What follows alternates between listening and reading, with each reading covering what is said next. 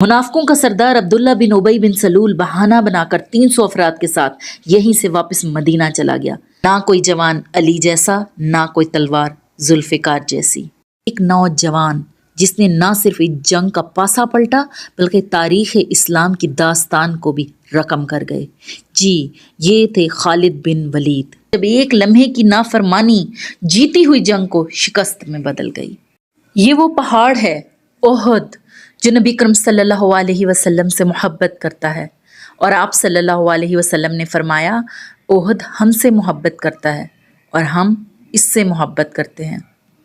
लेकिन यही पहाड़ एक दिन खामोश गवाह बना। जब नबी करीम सल्लल्लाहु अलैहि वसल्लम ज़ख्मी हुए, जब 70 सहाबा शहीद हुए और जब एक लम्हे की नाफरमानी जीती हुई जंग को शिकस्त में बदल गई। जी, ये कहानी शुरू होती है ग़ज़वा बदर से।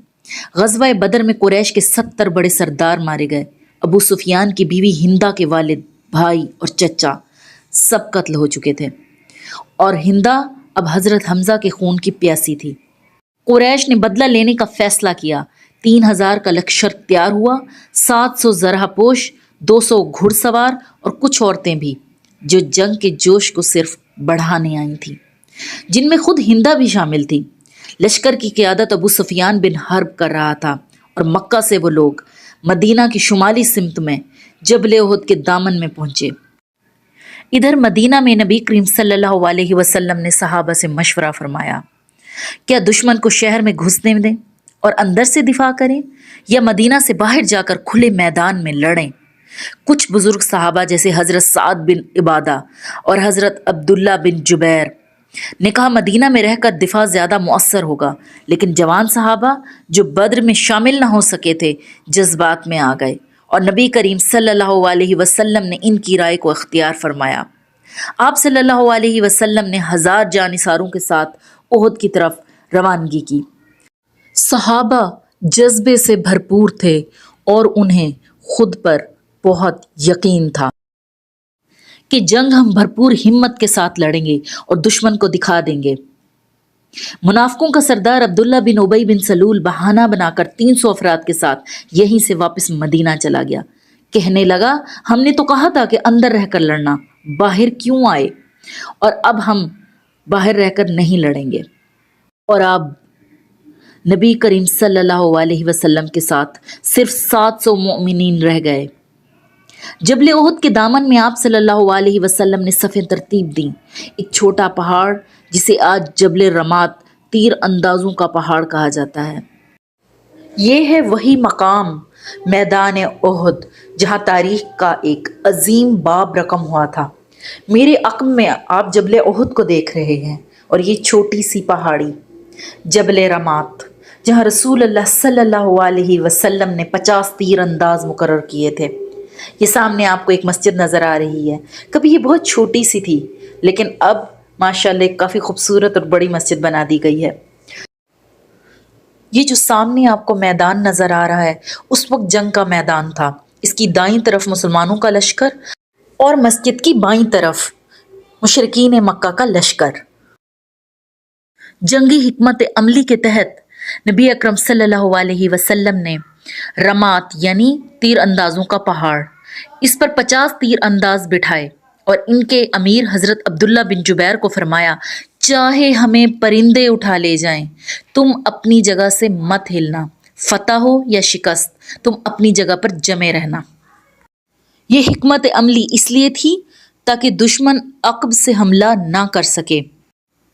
जी, यही पहाड़ी जबल रमात, जो इसकी ये बैक साइड है, और यहाँ से घूमकर ये बिल्कुल सामने जंग के मैदान तक आया जा सकता है, और जो कि बाद में यही हुआ। जंग के आगाज में नारा तकबीर की गूंज हुई। मुसलमानों ने दुश्मन पर टूट पड़ने का अज़्म किया। हज़रत अली बिन अबी तालिब, जिनकी उम्र उस वक्त सिर्फ 25 साल के लगभग थी, नबी करीम सल्लल्लाहु अलैहि वसल्लम की दी हुई तलवार जुल्फ़िकार को थामे दुश्मन में जा घुसे। उन्होंने कुरैश के कई बड़े जंगजुओं को एक एक करके मौत के घाट उतारा। तबक़ात इब्न साद और सीरा इब्न हशाम में है कि हज़रत अली علیہ السلام نے اس دن 20 سے زیادہ مشرکین کو قتل کیا۔ نبی کریم صلی اللہ علیہ وسلم نے بار بار ان کے لیے دعا فرمائی، لا فتح الا علی لا سیف الا ذوالفقار، نہ کوئی جوان علی جیسا، نہ کوئی تلوار ذوالفقار جیسی۔ ادھر حضرت حمزہ دشمن کی صفوں کو چیرتے جا رہے تھے۔ وہ مکہ میں ہندا کے بھائی کے قاتل تھے، اس لیے ہندا نے حبشی غلام وحشی بن حرب کو وعدہ کیا کہ اگر تم حمزہ کو مارو گے تو میں تمہیں آزاد کر دوں گی۔ وحشی ایک کونے میں چھپا بیٹھا رہا اور اس طاق میں رہا کہ کب نشانہ حضرت حمزہ پر مناسب باندھے۔ جب حضرت حمزہ ایک دشمن کو قتل کر کے پیچھے مڑے تو اس نے ایک نیزہ پھینکا اور حضرت حمزہ شہید ہو گئے۔ بعد میں ہندا نے ان کی لاش چاک کی، کلیجہ نکالا اور چبایا مگر نگل نہ سکی۔ اب صورتحال یہ تھی کہ مسلمان میدان میں غالب آ چکے تھے، قریش پیچھے ہٹ چکے تھے، صحابہ نے مال غنیمت جمع کرنا شروع کر دیا۔ پہاڑی پر موجود تیر اندازوں نے یہ منظر دیکھا تو انہوں نے خود سے ہی سوچ لیا کہ جنگ ختم ہو چکی ہے اور ہمیں بھی مال غنیمت کو اب سمیٹنا چاہیے۔ حضرت عبداللہ بن جبیر نے روکنے کی کوشش کی مگر صرف 10 تیر انداز رہ گئے اور باقی سارے پہاڑی سے اتر کر مال غنیمت کو سمیٹنے لگے۔ اور اسی صورتحال کا فائدہ اٹھاتے ہوئے مشرکین مکہ کے لشکر میں ایک نوجوان جس نے نہ صرف اس جنگ کا پاسا پلٹا بلکہ تاریخ اسلام کی داستان کو بھی رقم کر گئے۔ جی، یہ تھے خالد بن ولید۔ وہ اسی لمحے کے انتظار میں تھے اور ابھی تک مسلمان نہ ہوئے تھے۔ اپنے گھوڑ سوار دستے کے ساتھ اسی پہاڑی کے عقب سے گھوم کر حملہ آور ہوئے اور ایک مرتبہ جنگ کا نقشہ بدل دیا۔ جی، یہی جبل رماد کی پہاڑی جس کے اوپر میں کھڑی ہوں اور یہ آپ کو سامنے نظر آ رہا ہے، اسی طرح جب وہ پیچھے گھوم کر اسی مسجد کے بالکل سامنے آئے تو مسلمان بیچ میں گھر گئے تو دشمن چاروں طرف سے حملہ آور ہو چکا تھا۔ نبی کریم صلی اللہ علیہ وسلم کے قریب صرف چند صحابہ رہ گئے۔ ایک مشرک ابن قمیہ نے زوردار وار کیا، آپ صلی اللہ علیہ وسلم کا چہرہ زخمی ہو گیا، دندان مبارک شہید ہو گیا اور خود کی کریاں رخسار مبارک میں پیوست ہو گئیں۔ کریاں جو چہرے پر پہنی جاتی ہیں زنجیروں کی صورت میں ہوتی ہیں تاکہ وہ جبڑے اور دانتوں کی حفاظت کر سکیں۔ حضرت طلحہ، حضرت علی، حضرت ابو دجانہ اور دیگر صحابہ نے جان پر کھیل کر آپ کا دفاع کیا۔ آپ صلی اللہ علیہ وسلم نے زخمی حالت میں صحابہ کو پکارا، الیہ عباد اللہ، اے اللہ کے بندو میری طرف آؤ۔ اچھا، ساتھ ہی ساتھ میں آپ کو یہ بتاتی چلوں، یہ جو آپ جالی دار چار دیواری دیکھ رہے ہیں یہ وہ مقام ہے جہاں سید الشہداء حضرت حمزہ رضی اللہ عنہ آرام فرما ہے اور ان کے ساتھ احد کے دیگر شہداء بھی اسی چار دیواری میں تھوڑے فاصلے پر دفن ہیں۔ یہ والی جو قبر ہے یہ حضرت امیر حمزہ اور اسی کے بالکل چار دیواری کے اندر یہ بالکل سامنے یہ والی قبریں، یہ باقی شہداء احد کی قبریں ہیں۔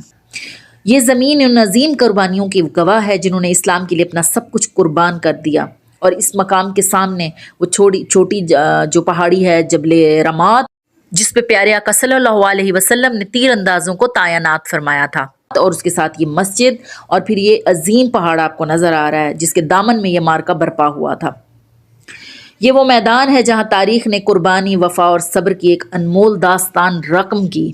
جی، تو اس جنگ کے نتیجے کی طرف چلتے ہیں جس میں 70 سے زیادہ صحابہ شہید ہوئے، نبی کریم صلی اللہ علیہ وسلم زخمی ہوئے۔ فتح شکست میں بدلی مگر احد نے ہمیں وہ سبق دیا جس کی گونج آج بھی چٹانوں سے ٹکرا کر کہتی ہے، اطاعت ہو تو قلیل جماعت بھی غالب آتی ہے اور نافرمانی ہو تو فتح بھی شکست میں بدل جاتی ہے۔